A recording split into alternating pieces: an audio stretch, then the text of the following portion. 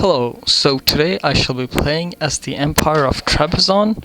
The goal is to declare war on the Ottomans as early as possible to recover my core on Janik and give them a decisive defeat so that I can collect money and war reps as well and possibly other provinces.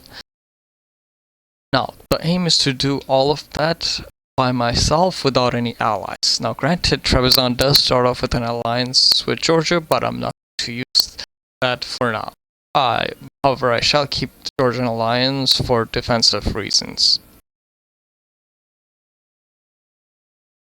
With all that, let's get started. So, I managed to get this as a role, the strict and well-connected trait for my ruler. And since I'll be fighting against the Ottomans, and their ruler starts off with pretty high stats, I have to put it on mill focus to make sure that I can remain up to date in terms of mill tech. Next up, let's set up the privileges. Well, Trebizond starts off with Italian coastal influence, just like Theodoro and Byzantium, since the Winds of Change DLC. However, for burger privileges, what we're going to do is the mana privilege, the commercial discount to advisors, and mode burgers bookkeeping to help out their loans and inflation situation, as well as burgers crown possessions to ensure that the loyalty stays very high, which is going to further help us out in terms of. So now that we got that settled, let's seize some crown land to make sure that it gets to at least 20%. Now that that's done, let's get out the noble privileges, so passive nobility, source discount, expand fortifications to passiveness, garrison, and bonuses. Next up, clergy. So, religious state, advisor council,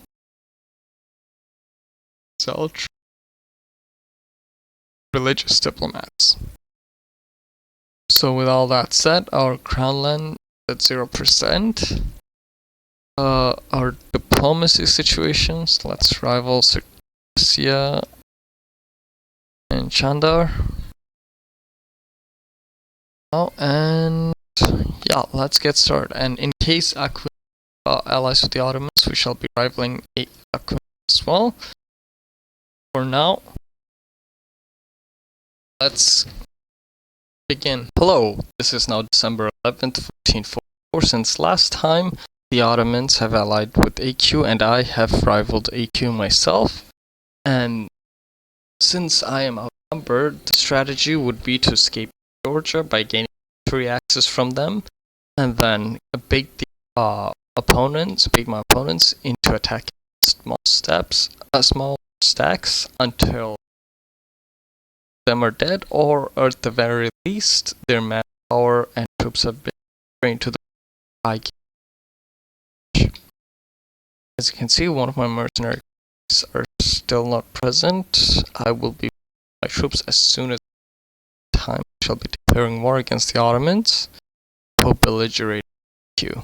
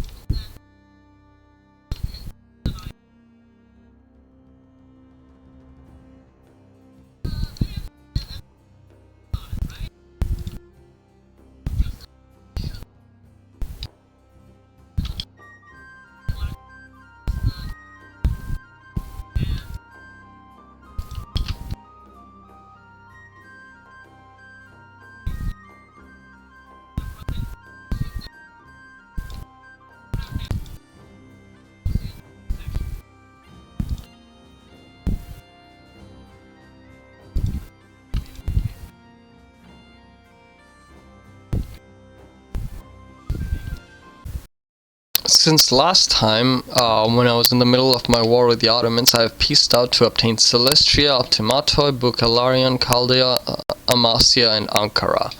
The reason is that from Silistria I released Bulgaria, from Ankara I released Germian, and from Amasya I released Eretna, and kept the other provinces for myself. I've also obtained money to pay off my war debts. And then afterwards, I've waged a war against Karaman to take back the course of Eretna, as in, namely Kayseri and Aksari. And then afterwards, due to my expansion, the Ottomans decided to warn me, which means they would join any war that I fought against their neighbors. So what I did was attack Chandar, since it was my rival, through the humiliate rival CB, so that I can show strength and obtain the age objective as well. Where's the age objective? Yes, the humiliate rival age objective, as well as mana points for all three. And since the Ottomans joined against me, that means the first thing I needed to do was defeat the Ottomans. The bright side is that before the war, I decided to gain access from Byzantium so that I can transfer all of my troops over. And then the first one, at the same while I was waging war against Chandar, Ottomans were going through their rebel problems. Namely, Byzantium decided to release Orhanos Manoglu. Like the shown in any Byzantium events that you see, Ottomans can either give Byzantium money or they suffer rebels on their capital. The Ottomans suffer rebels in their capital of Edirne, but they were able to defeat the rebels at Edirne, so the rebels fled to a different province and Ottomans were chasing them down. In the meantime, I decided to send all of my troops over to siege down Edirne, since its defensiveness was low at the time. And I was able to quickly siege them down without suffering any casualties and quickly peace out from the Ottomans. Then after that, I decided to focus entirely on Chandar to defeat them and do the show strength CB. And in the meantime, the Renaissance has started spreading. It started on Genoa. So what I did was, since I had good relationship with Genoa, I decided to obtain knowledge sharing from them. So yeah, now I no longer need to develop Renaissance on my capital because Genoa is already spreading it on my capital. And another thing that I've done was switch my capital to Optimatoy, since it's Sunni, and that will allow me to do a special decision, namely adopt Islam as state religion. And the purpose of this is a different exploit, namely the wine monopoly exploit. So, if you have a wine producing province, in my case of Chaldea, then depending on the revenue from the province, you can give wine monopolies to the clergy, at least in non-Muslim tags. I mean, at least in tags that doesn't have Islam as a state religion. And as a result obtains mercantilism point as well as some money from it. However, the thing is, in Islam, alcohol is forbidden, so as such, you cannot grant wine monopoly privileges to the Islamic clergy. However, the thing is, if you open the clergy privilege screen before converting to Islam, then you technically still have access to the wine monopoly privilege to the clergy for as long as you don't close the privilege screen. So what I would do is open the privilege screen and then adopt Islam as state religion and then hand out the privileges, wait 1 day, which since having Islam won't allow me to do it, which means the privilege will automatically get removed the next day. And I can keep doing it every other day to obtain money and mercantilism. Let me show it to you how that's done. Grant the privilege. So here's the monopoly on wine. Here's the amount of money and mercantilism I can gain. So we choose Sunni state religion. Improve relation with Muslim. This thing does not matter. This. Then just grab wine monopoly privilege. Done. wait 1 day, and there we go, it's removed. I'll do it again. Given, removed, given, removed.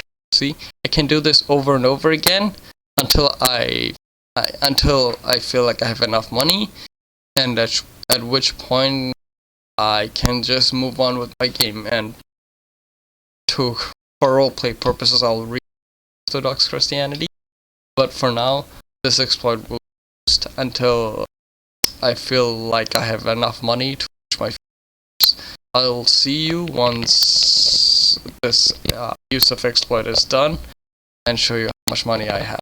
Hello! Since last time I've spent almost 4 years doing the clergy wine monopoly privilege exploit to obtain funds, through which I've managed to accrue well over 13,000 ducats and also stabilize my financial situation.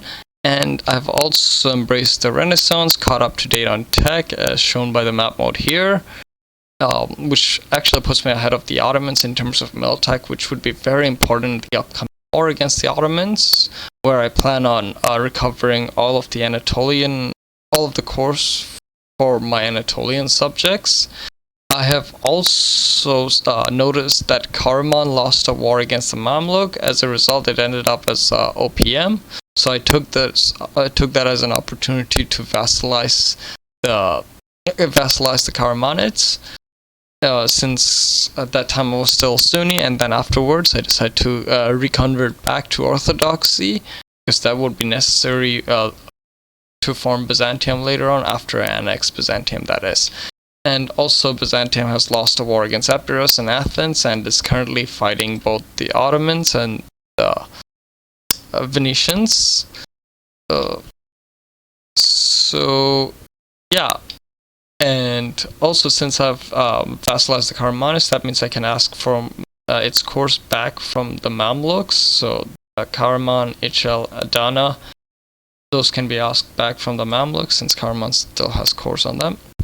And also in the upcoming, and as I mentioned before, I plan on getting Hamid for Karamans, and the other two will go to, obviously,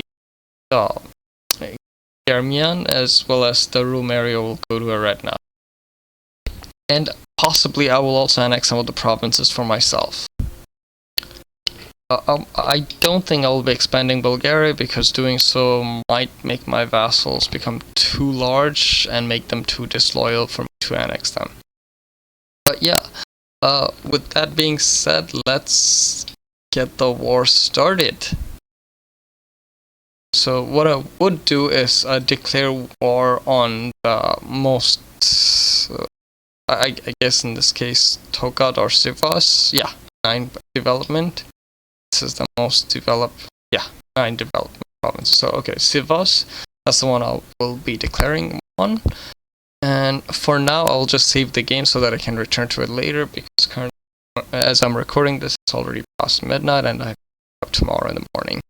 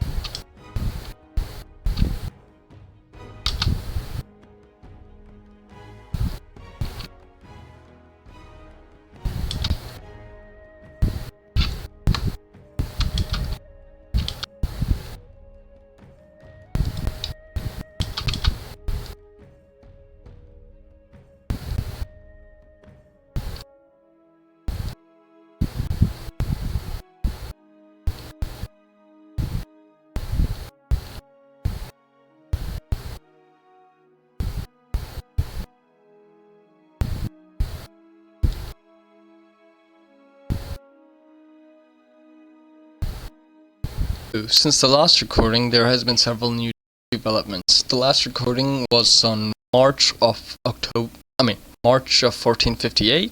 At that time, I was finishing up my second conquest war against the Ottomans to take back the course of my Anatolian subjects plus Bulgaria. After that war, I have managed to obtain much of the lands in Anatolia through my subjects, obviously, and then I annexed my subject. As such, I was the largest power in Anatolia. And then what I've noticed is that Byzantium was a two-province minor, with one of the provinces being a Bulgarian core, and then Aquinlu was a one-province minor, and Serbia was a two-province minor. In the case of Byzantium, its lands were divided between the Ottomans and Venice, as well as Epirus. In the case of Serbia, its lands were divided between Hungary and Venice, and in the case of Aquinlu, its lands were divided between Georgia and Mamluks. I was allied to Hungary, Mamluks, and Georgia, so what I did was use the HRE favors, use the return course for favors mechanic to beg for, first I vassalized Serbia, Byzantium, and Aquinlu through diplomatic means. Since after consolidating my Anatolian vessels, I was large enough where I could diplomatically vassalize them. So, since I was allied to Mamluks, Georgia, and Hungary, what I did was ask for the course of my new subjects, Serbia, Aquinlu, and Byzantium through in exchange for favors. And as such, I was able to gain back all of the Serbian course held by Hungary, all of the Aquinlu course held by Georgia, and all of the Aquinlu course held by Mamluks. Another thing that I did was attack Ragusa to shorten my truce with the Ottomans, and in that war I also annexed Ragusa. And after the war, I released Dalmatia from Ragusa, the province of Ragusa. And I did the same thing as I did with Serbia, as in ask Hungary for the Dalmatian course held by Hungary, since at that time Hungary had already integrated Croatia.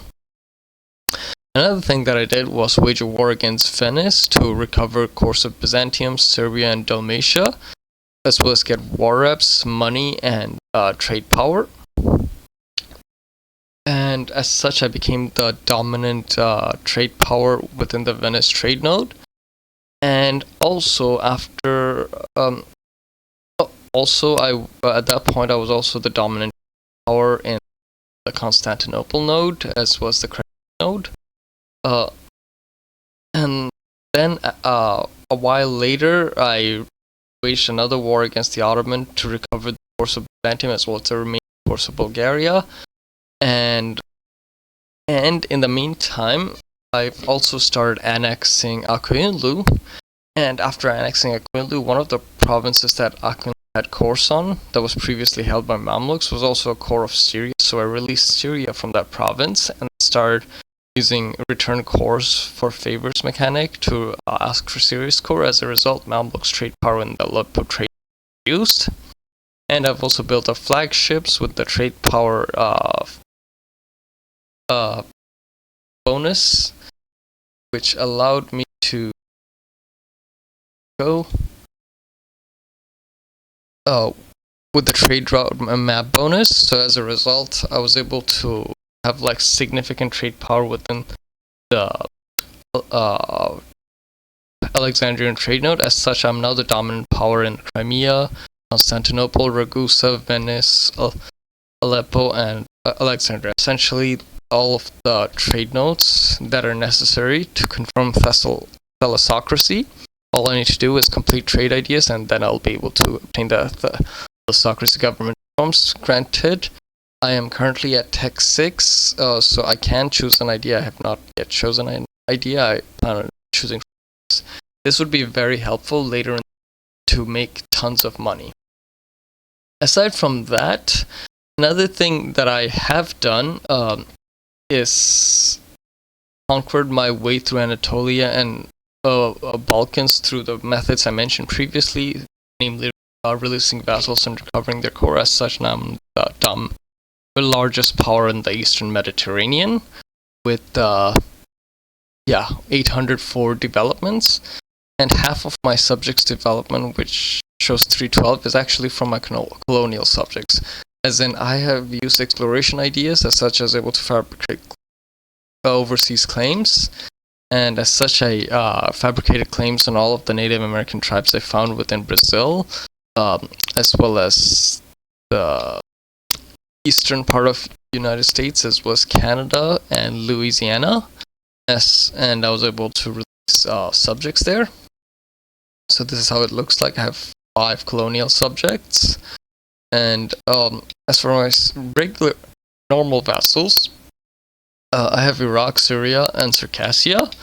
And also with the Ottomans, I chose to leave it as one province matter instead of annexing it, because I want to use a special mechanic, namely the Janissary Revolt mechanic, which replaces rulers.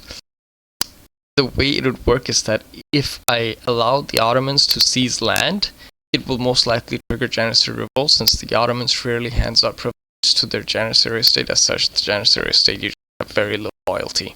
So once the revolt triggers, they will occupy one of the Ottoman provinces, and at the same time I will declare on the Ottomans to fully annex them. As such, whichever provinces the Janissaries occupied will technically be my province that the Janissaries occupied.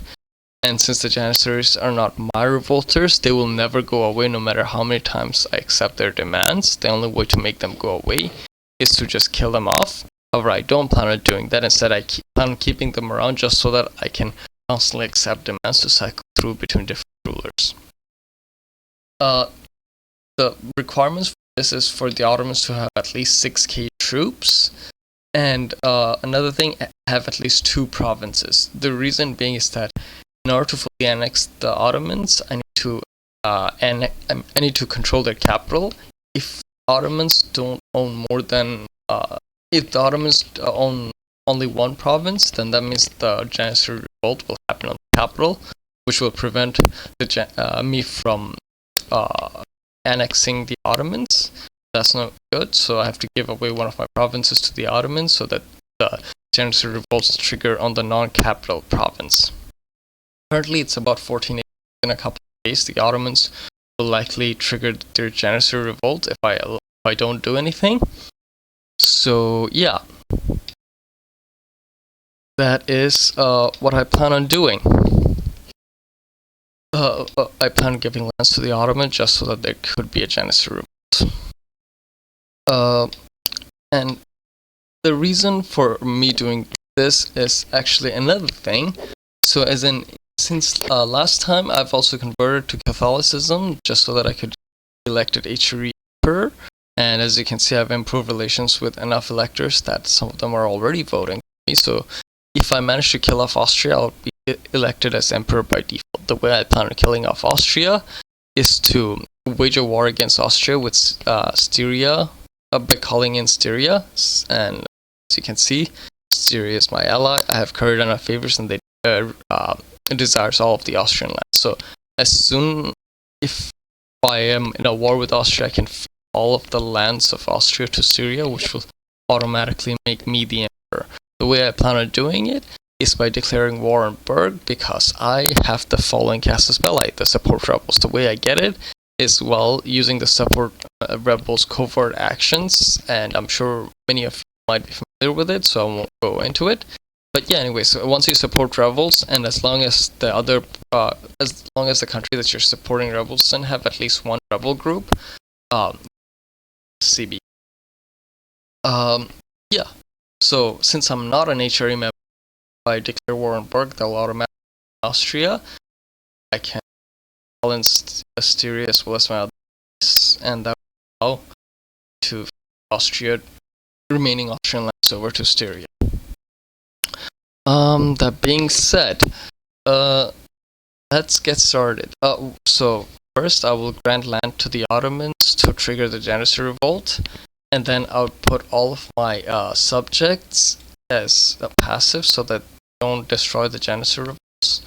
And then what I plan is waging war against Austria to become by getting rid of Austria and using the Janissary Revolt cycling to quickly get authority, until enough that I can revoke the Pagia, and if all works correctly, it should happen before 1490.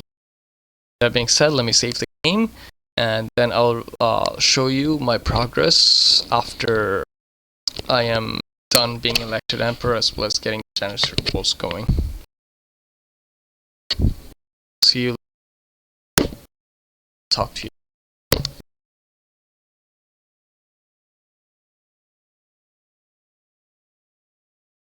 As I mentioned previously, I gave away a province to Ottomans, specifically of Kotayon, so that Janissary revolt can trigger in that province. And as soon as it triggers, I fully annex the Ottomans, and as such, Janissaries are occupying my provinces. And once I go into the banishment,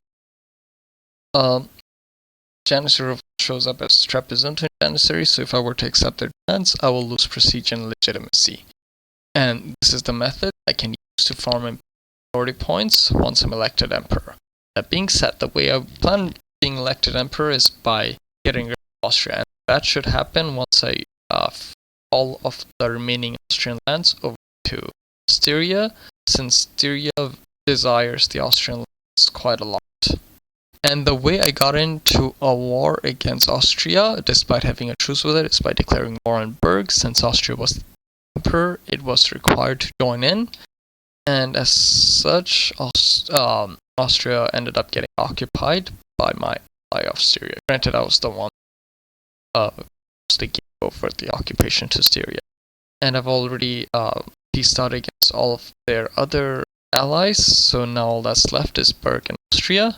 So once I feed the Austrian lands over to Styria, I became the emperor. See? Imperial Band Casus Belli and Imperial Campaign Casus Belli. And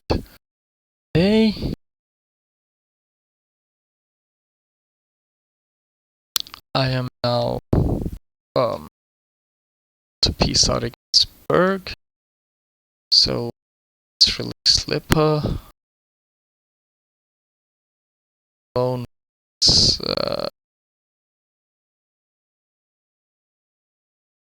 Okay. So yes, now I'm currently the emperor, and I've secured a decent for my competitors to election throne. However, I wish to gain a larger before I start use of the Janissary revolt exploit. As such, I'll be until at least January 1st, and in the meantime, I will be trying to ally with Cologne, Latinate, Brandenburg, and possibly secure a higher margin relative to my competitors in regards to getting elected. So, in the case of Palatinate, I wish to make sure that I have even larger Saxony. In the case of Cologne, I wish to gain larger relative to Nassau. In the case of Mainz, it's with Cleves. Yes, once January 1st, I'm showing my screen.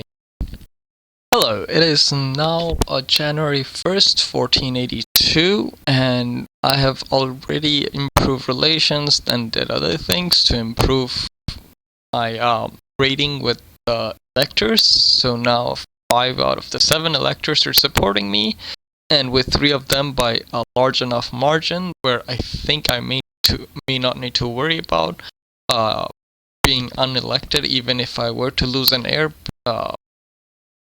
as long as even if I don't have an heir, as long as it's not February 1482. So essentially, as long as I finish my exploit February.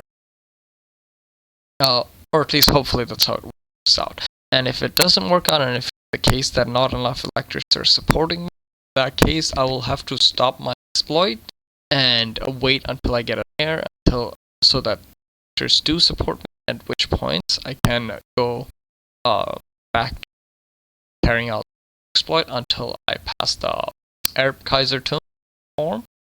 And after that I can stop with the exploit, because after I become hereditary emperor, the exploit will become meaningless, and at which point I will have to gain enough for the other reforms through normal means.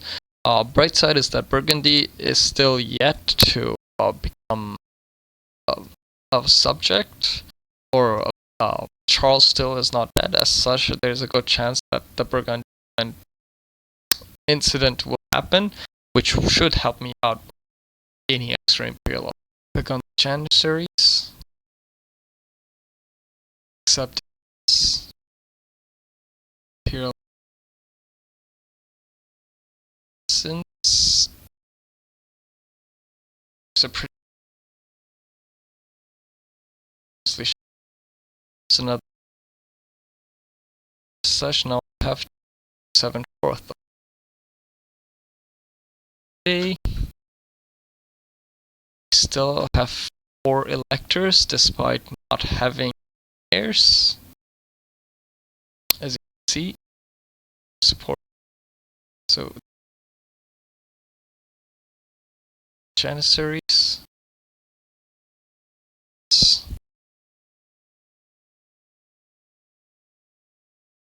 Oof. Great. Can't believe keep them. Okay. Do it again. Okay.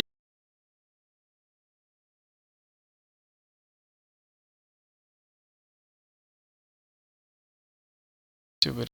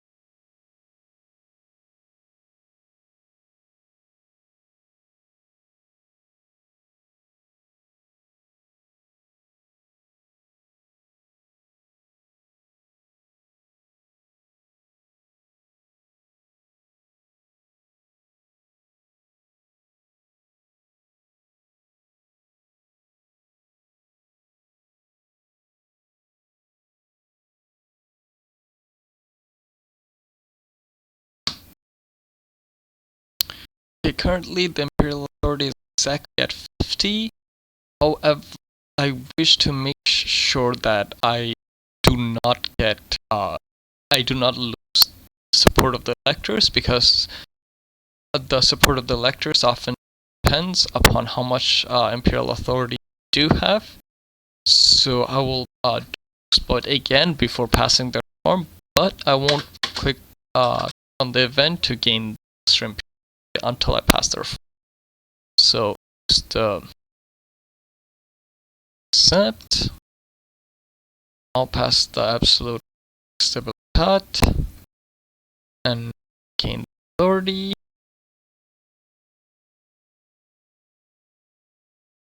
Okay. As you can see, I still have plenty of support for vectors.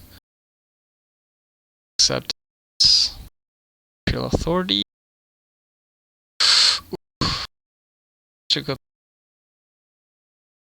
It's unfortunate. Okay, so I still have 3 left. So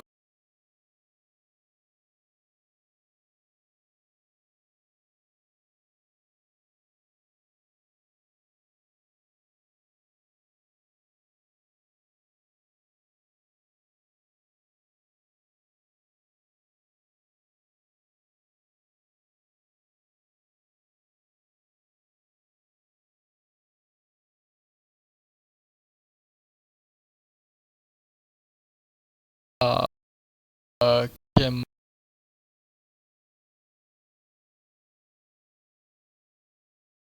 imperial authority. This one.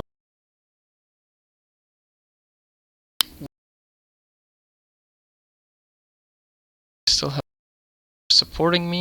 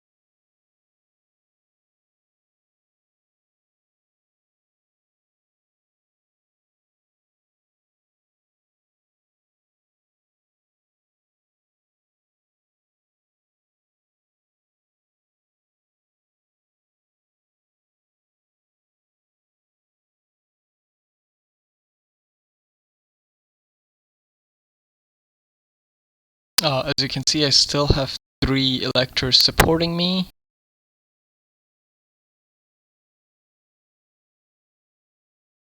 To accept this again.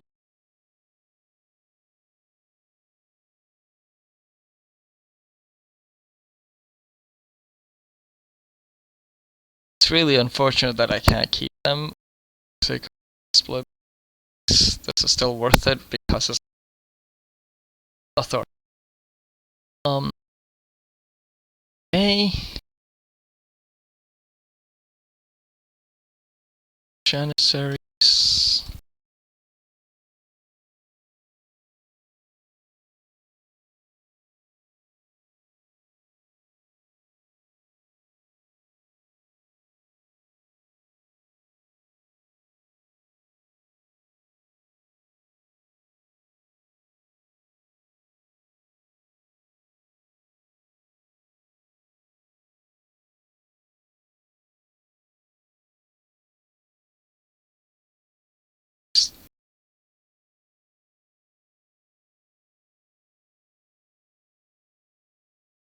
Past the Afghan centralization.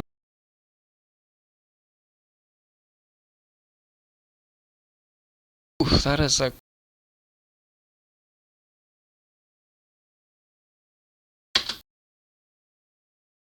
okay. I still have 2 more left. Wow.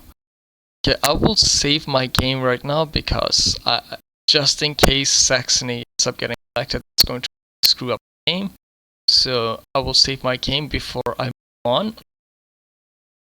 And then see how it goes.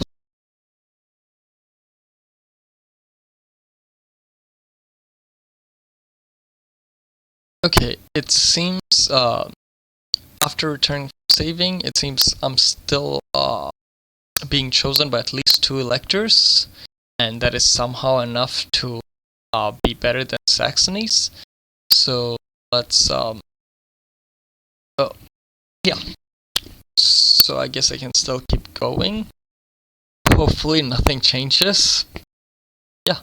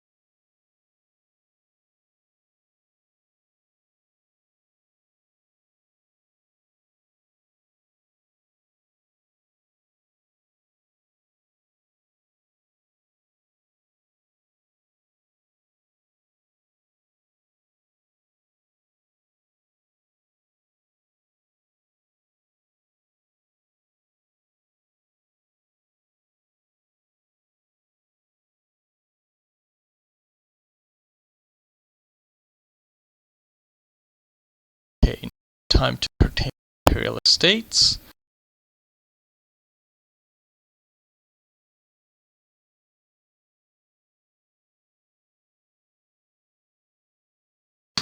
Okay, it's all close to the end, but I'm still supporting these 2 electors.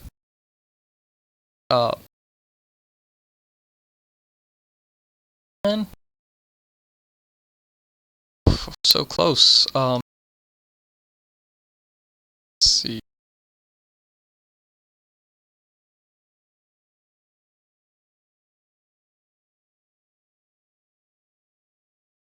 And that should be enough thing.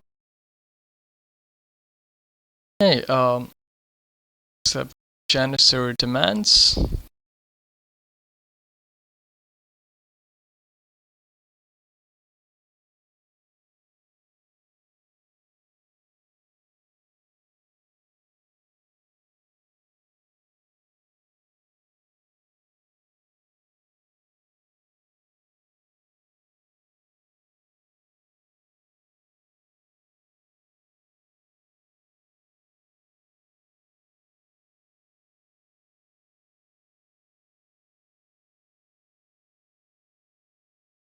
Okay, so it's almost time to start Kaisertum.